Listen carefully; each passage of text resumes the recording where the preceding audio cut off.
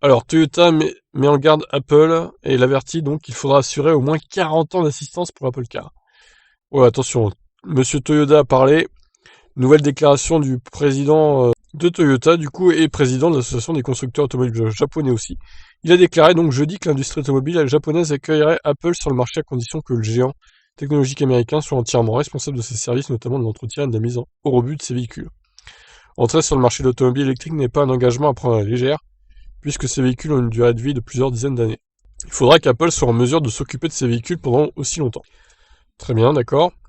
L'Apple Car est certainement un des projets secrets les plus attendus d'Apple, nommé Titan en interne. Celui-ci a récemment fait beaucoup parler de lui, puisque Hyundai avait annoncé être en pourparlers avec Apple pour la fabrication d'une voiture électrique. Cependant, les deux entreprises ont par la suite nié cette information. En effet, dans une déclaration, les constructeurs automobiles coréens avaient confirmé la fin des discussions.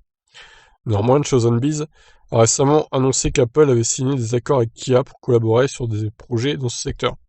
Les négociations avec le constructeur automobile ne seraient donc pas terminées. D'autres personnes ont corroboré cette information, comme l'analyste Ming-Chi Kuo de TF Securities.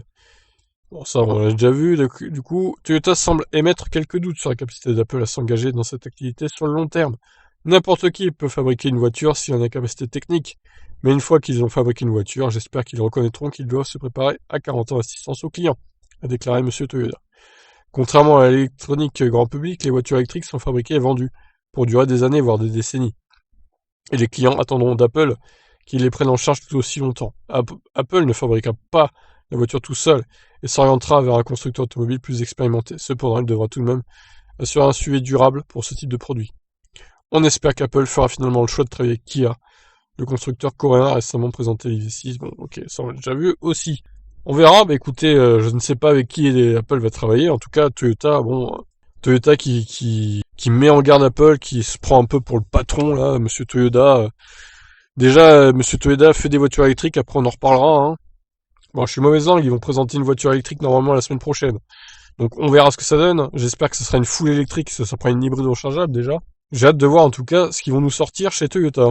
Et pourquoi pas une association Toyota-Apple, hein. On verra, qui sait. Ça pourrait être drôle. Allez, je vous laisse réagir, ciao.